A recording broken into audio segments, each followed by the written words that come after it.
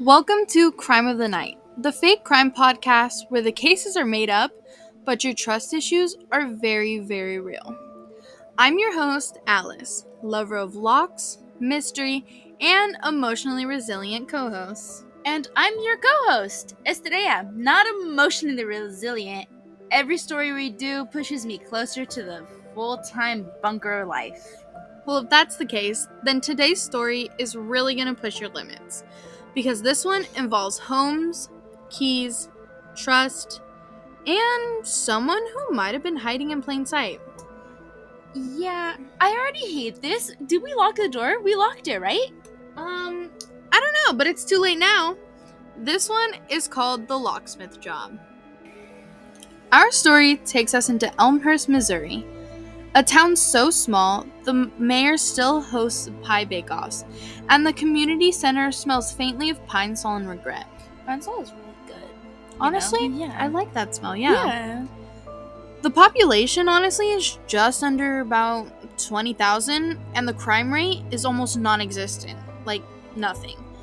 Guess this. The most scandalous thing to happen last year was the chili cook-off, which ended in a fistfight over beans. Okay, but isn't chili full of beans, though? Like, that's what chili is beans. Yes. Okay. Now, it's kind of like the town where people leave spare keys under the doormats, people leave their garages cracked open, folks give you the "what are you hiding" look if you have like home security systems. Hey, don't hate on home security because honestly, you need that home security. Well, like, what happens if you die? Exactly. At least you have something to show that you were murdered. Oh yeah. Well, the thing is that in about the spring 2021, all of that had changed. Dun dun dun. It had started with a single break-in. Then there was another, and then at that point there were 3 more. In the span of 10 weeks or so, 5 homes were hit. Cleanly, surgically, no broken locks, no smashed windows, just gone. Cash was gone, family jewelry, sports memorabilia. One woman even lost her wedding ring, which she swore was hidden in the back of a cereal box in her pantry. I respect that level of weird security, but I'm gonna have to go home and check my frosted flakes. Also, why aren't you wearing your wedding ring? That is a really good point. I mean, I know some people who take them off, they're washing dishes, but the weirdest part is, why behind the cereal box? I know. Why? What are you hiding? Are you hiding a husband? Yeah, what? Okay. I respect it. Now, here's the thing. The Elmhurst PD was stumped. Because there were no prints, no videos, no signs of forced entry anywhere. It's like the thief literally had, what is it called? Insider access. I don't like that. Neither do I, because now that kind of makes me think that, what if that person had a key? Yeah. No! What if someone, how does someone just get a hold of your key? I don't like this. Well, let's meet one of our suspects. Enter Darren Cole. 42, not that bad. A locksmith who could open a safe with a paperclip and a smile. How's a smile gonna help you? Being really friendly helps sometimes. I know you're not used to that, but it helps, swear. Well, he had owned Cole's keys. He had owned Cole's Keys and Security, which was a one-man shop with a logo that looked like it was made in Microsoft Paint, but his reputation was literally gold. The worse the logo, the more I distrust this guy. How can you say that you are a good person if you can't even take care of your own shop? I have no idea, man. I mean, it's like he puts babies in burning buildings. What? Okay, well, here's the thing. He's fixed broken deadbolts, rekeyed houses. Dude, apparently I was reading more about him. He even helped this one high school couple break into their car after prom. Totally free of charge, too. Didn't even pay them. I mean, didn't even, like, charge them. Why would you help someone do it in their car? That is my question. People are weird, man. I don't know. Oh, man. Oh, and get this. He sponsors the Little League team and always hands out lollipops to kids whose parents were locked out of their minivans. Okay, I think he likes a little more than just helping people. Ugh, well, You better check your kids' candies when you get home. no, we do not need another Candyman incident. Here's the thing. Behind all of this charm that Darren had, Darren was really struggling. I mean, he was behind on child support. His shop hadn't been profitable in over a year, honestly. His credit cards were maxed out. His shop rent was 2 months past due. And his van had a cracked windshield, which, guess what, was held together with duct tape and optimism. Okay, I know. Like, duct tape, good way to, like, put something together. Like, we love how much duct tape works, but Yeah. also, that's a little suspicious. And honestly, if you're going to, like, do stuff for free and support a Little League team, like, that's so, like, good, like, it's a good thing to do, but Oh, yeah. you're literally broke. You gotta get some money in. Like, That's the thing, like, I understand being very, you're very charming, like, everybody loves you in the town, but at some point, you still need to make a profit. Like, Yeah. if you're behind on child support, your rent, like, you can't even get a new windshield for your van. I know, like, you need to stop doing nice things and start thinking about yourself once in a while.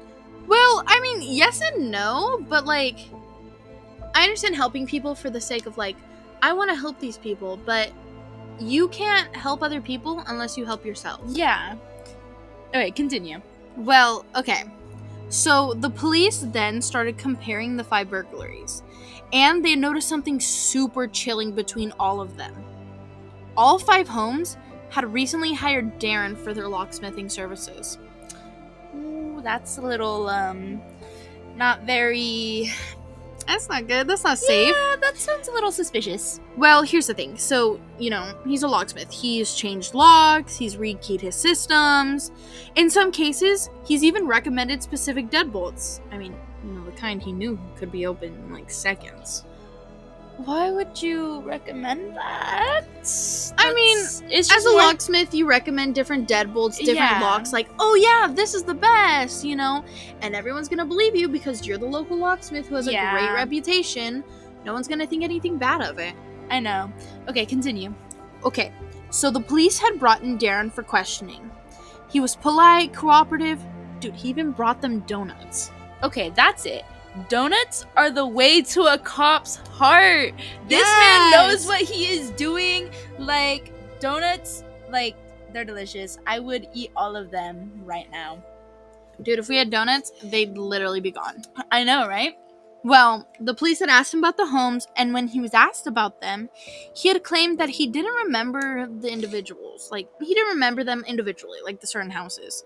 He said that he had seen about a dozen customers a week. Lies. He's But- barely getting any money in. That's the thing. You see all these people, but you're not profiting anything. I know. Stop putting babies in burning buildings and just... Leave the babies in the burning buildings alone. Well, so apparently a homeowner had remembered something a little different.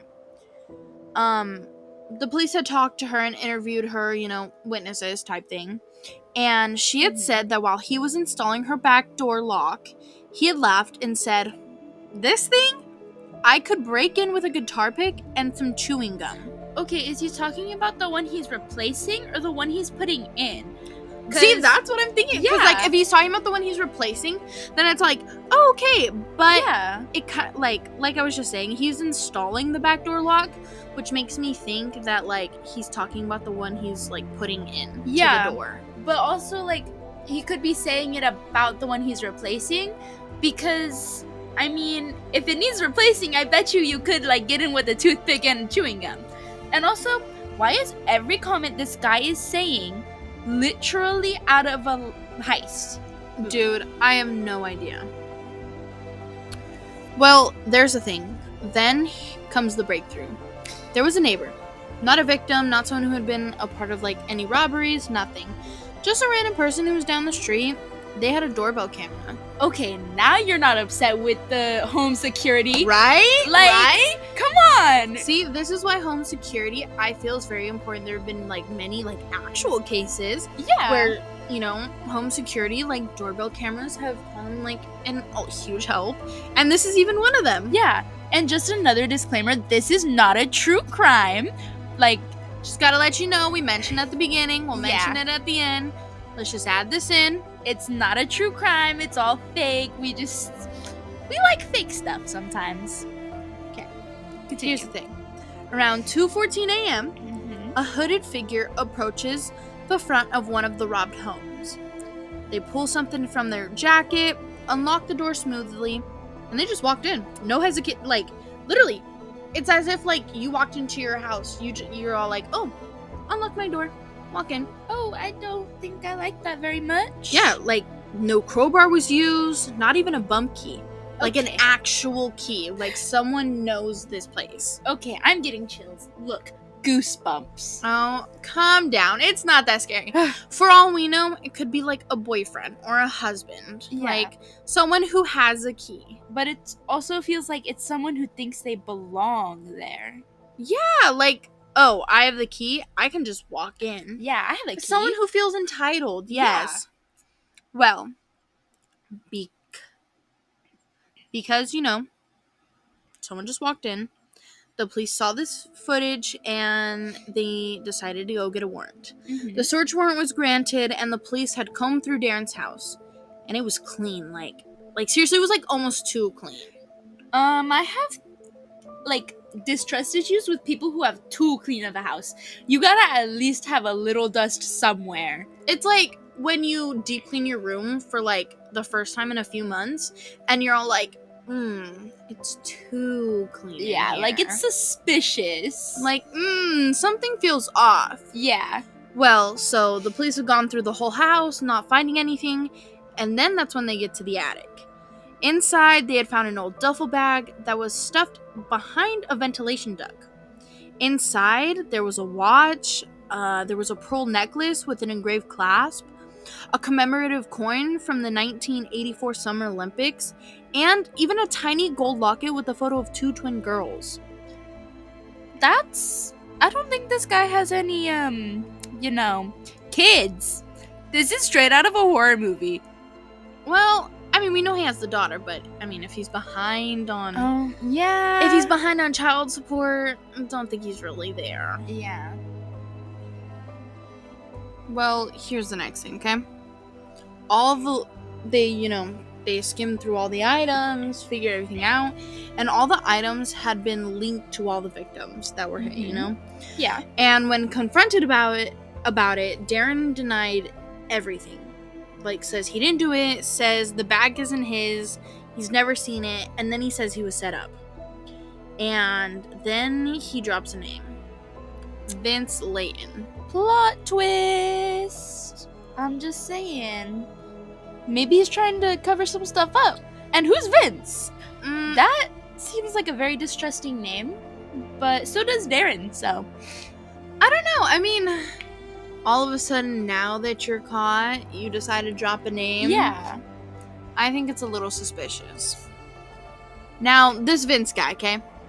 Vince was his apprentice. You know, he worked under Darren for about 14 months. Quiet guy. Okay. Smart. Honestly, maybe he was probably too smart.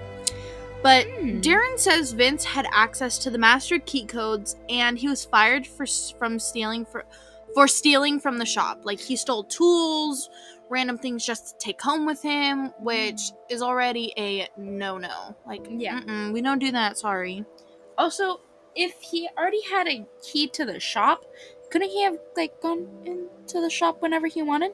Yes. Okay. And, well, Darren says that Vince had just enough time to copy every relevant key file before he left. Okay.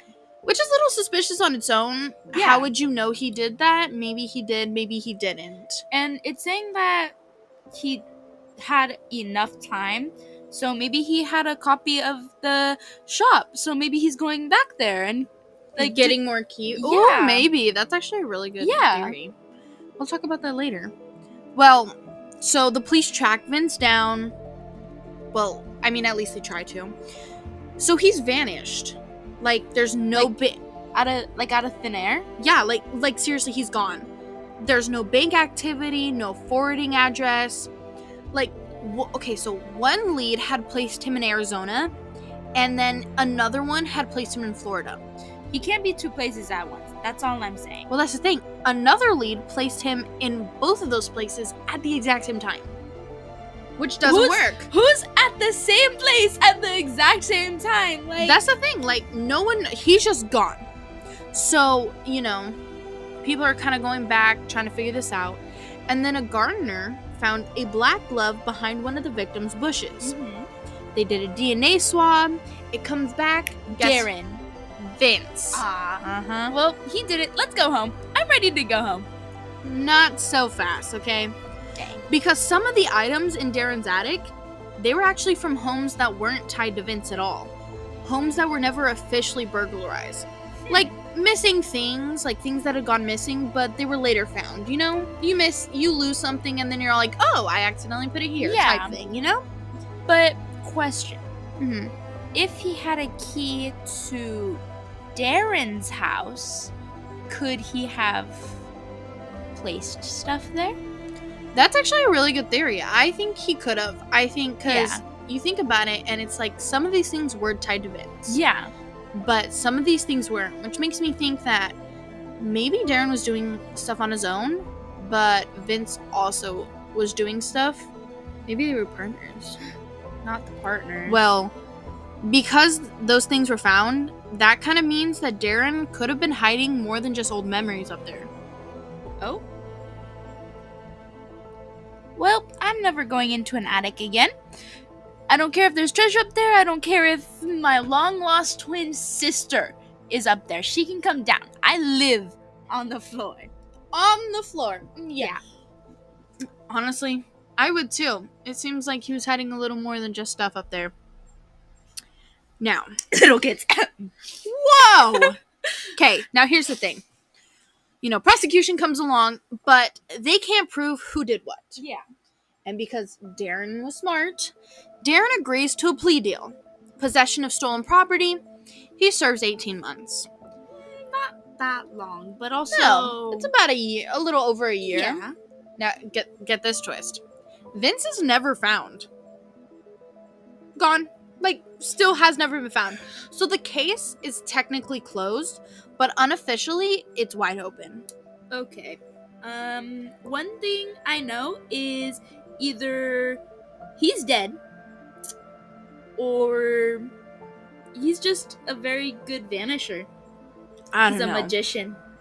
A magician, A yes. magician, yeah. He's a I magician. like that one. Well, after this, Elmhurst changed completely. They lock every single door they have, windows, random things that you would just be like, no, I think I need to close that, The locksmith calls, they ended up plummeting, deadbolt sales go up 80%. Darren moves away, and Vince, well, again, he's gone. He's like a ghost. Yeah. And, nobody is gonna, give the side eye at those who have the security measures, homes, things anymore. Never again. Nope. Well, yeah. Honestly, people are never gonna freaking side-eye people again. Like, I know. Literally, this is why it's so good to have those.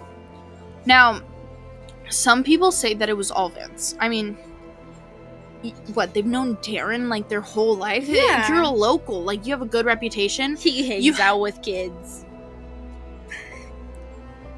Little leagues, man. Little leagues, okay?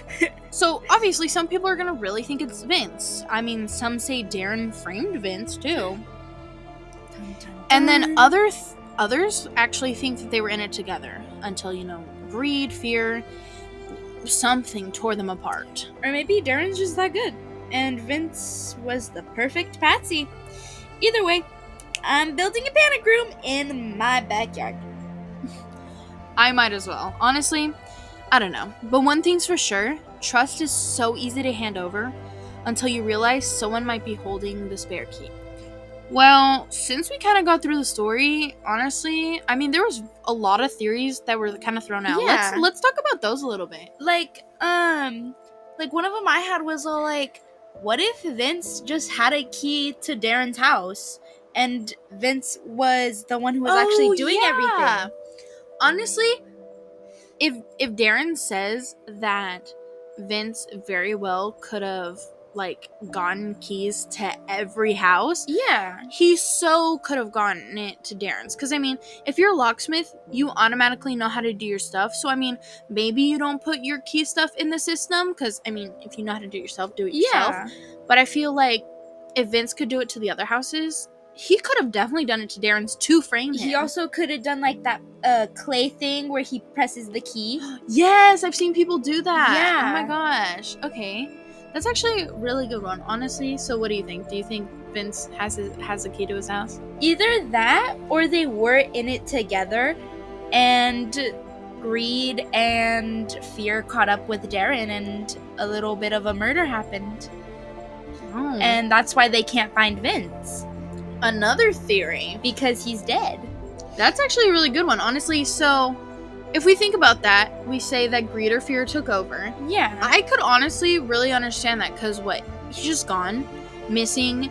But the only thing that I find weird is that people are finding, like, leads are placing him in, like, what did it say, Florida and Arizona. I mean, that's honestly weird. Yeah. Because Missouri is nowhere close to those. Yeah. But also, there is the fact that people can look like people. True. True, actually. Yeah. He He could have just one of those faces. Oh, yeah. I could see that, actually. Yeah. I don't know. I definitely think a lot of people do things in, like, fits of rage, you know, they get Anger. they get scared. They're like, whoa, what's gonna happen if, do this? What if he pins it on me? Maybe that's what Darren thought. Maybe Darren was all like, Vince could pin it all on me, this. Maybe he knew Vince had a key to his house. Yeah. That's how he got in. They would talk, so it's all like, Vince knows how to get in my house. What about this? And so he was fearful, and maybe. I don't know. I feel like we could leave that up to listeners to think about it, though. Go ahead and put down your theories in the comments. What was another one we were talking about? I don't know. Oh, who do you think did it? Do you think it was Darren? Do you think it was Vince? Do you think Vince framed Darren and left? Or do you think Darren might have, like, pulled Vince in to this? So hopefully Vince could have been, charged as well. I think Vince pulled Darren in. Because at first, Darren seemed like a sweet guy who would never, harm a fly. So I think Vince was the one who pulled Darren in. Because, he supported the Little League. And he put babies in burning buildings.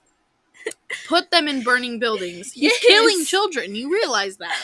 Okay, anyways, little humor. But, yeah. And it said that Vince was, a bad person. Well, that's the thing. I was literally doing, Yeah. And there's nothing about Vince. You can't find anything about him. So I don't know. I just feel like that's so weird. You don't find anything about him. So, if Farewell could be, maybe he's done this before. Yeah. If we can find nothing about him and all of a sudden this happens and he's missing. Maybe Vince is an alias. Maybe Vince isn't his name. Yes. Okay, I think that's enough of our theories for today. And make sure to drop your theories down in the comments. Also, I would like to give a shout out to one of our biggest supporters. It is my friend's band. They are just starting up. They're on Instagram. It's at Vinyl Band Music. They're really good and they need all the help that they can get. So follow, please. Also, like and subscribe.